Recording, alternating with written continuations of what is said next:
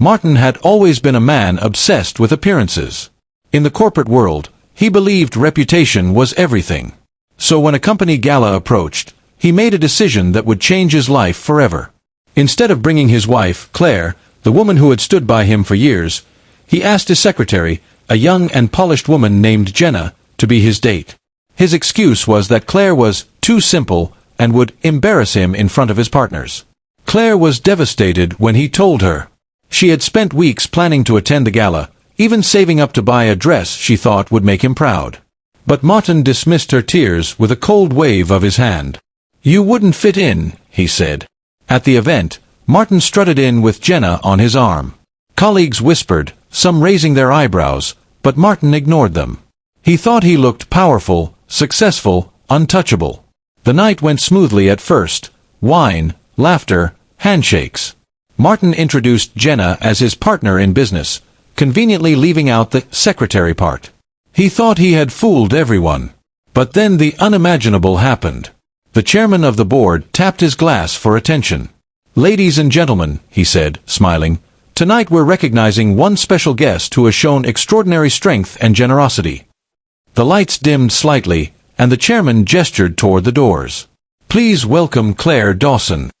Martin's jaw dropped as his wife entered the room, radiant in the very dress he had mocked her for wanting. Applause thundered across the hall. Jenna shrank back, uncomfortable, while Martin stood frozen. Claire walked gracefully to the stage. The chairman explained how she had been leading a quiet charity initiative for years, supporting underprivileged children with scholarships and medical aid. She had never mentioned it to Martin, fearing he'd belittle her efforts. The audience hung on every word, admiring her selflessness. When Claire spoke, her voice trembled with emotion but carried strength. "True success," she said, "is not about power or wealth. It's about using what you have to make a difference in people's lives." Everyone rose to their feet, applauding. Everyone, except Martin. For the first time, he saw his wife not as someone who could embarrass him, but as someone far greater than he would ever be. His secretary shifted uncomfortably and excused herself, leaving Martin alone in his shame. When Claire stepped down from the stage, their eyes met. Hers were calm but distant, as if she already knew the truth, that she deserved better. Martin tried to speak, but no words came out. What excuse could he make? That he had traded loyalty for appearances?